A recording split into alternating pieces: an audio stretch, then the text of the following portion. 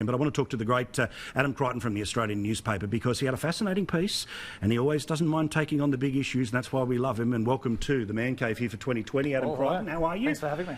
Pension versus super as the most effective way to take care of yourself after you work. Now, you've, this is one of your pet peeves. It's one of your pet issues here. Why do you believe the pension is a better way of being able to handle your retirement than the compulsory superannuation system that's taking so much of our money before we retire? Well, because compulsory super is just such a mess. It's a monstrosity, basically, and it does not achieve what most people think that it should be achieving, which is effectively saving the government money, saving taxpayers' money. The cost of the tax concessions of super is 4 times the savings in age pension. So basically, if we took it away, if it wasn't there, we could all pay less tax, and sure, the age pension would be a little bit higher. But the age pension, mind you, is actually a very, very efficient way of running things, right? It's just basically a few public servants in Canberra. There's no finance sector involved. There's no fund managers or investment and so forth. There's no waste. There's no 55,000 strong army of superannuation workers, right? Which is what the super sector has now. It's extraordinary. But okay, let's imagine you're somebody who's earned 200 grand and you've been able to, under super, you've been able to have a whole lot more at the end than somebody who was earning 50 grand. If the person who's earned 200 grand their whole life, should they have access to a pension?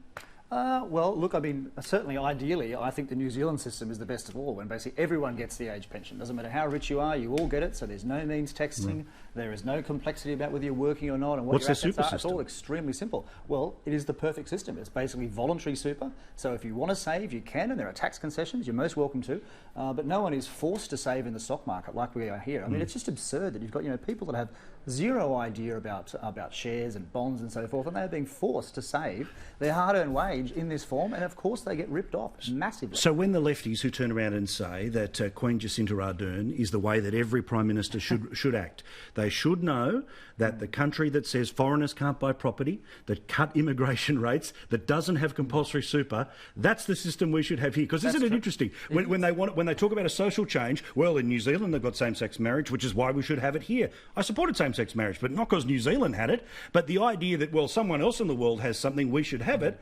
Well, that applies to logic like this too, right? No, well, just on New Zealand, I mean, basically, they aren't as rich as us, because they don't have the resources, so they can't get away with the sheer stupidity that we get away with, basically, in this country. Because, we are rich, and so we can afford to have this absurd scheme where we take 10% of people's wages off them and we put them into the financial markets to basically be punted around by 55,000 people who click the ticket to the tune of, $40 billion a year. Well, it's quite extraordinary. And that's what I find extraordinary here about the super scheme that we have. The government doesn't tell you that you have to take Uber, but if you wanted to, Uber takes a cut of that money. They don't tell you that if you wanted to have Uber Eats, they'll take a cut of the money, Apple, all of those different companies, right? Where there's a massive part of our economy that's about, well, how do you make your money? We clip the ticket along the way. This is something that they force you to do by law, and people clip the ticket. Exactly, and look, no other country does this either. I mean, I'm sick of hearing how great our system is. It's the envy of the world, and of course, who are the people that say this? Well, of course, it's the super system itself. Well, that's why everyone thinks it's such a great system, but all they hear from the system is that it's great. Well, I noticed today, we're in between, news limited conspiracy theories and begging for donations. The Guardian has some, 2020 Ideas Festival or whatever they've got going on there, right? And Greg Combay, the one thing Australia must do now is increase compulsory superannuation. He, of course, runs superannuation.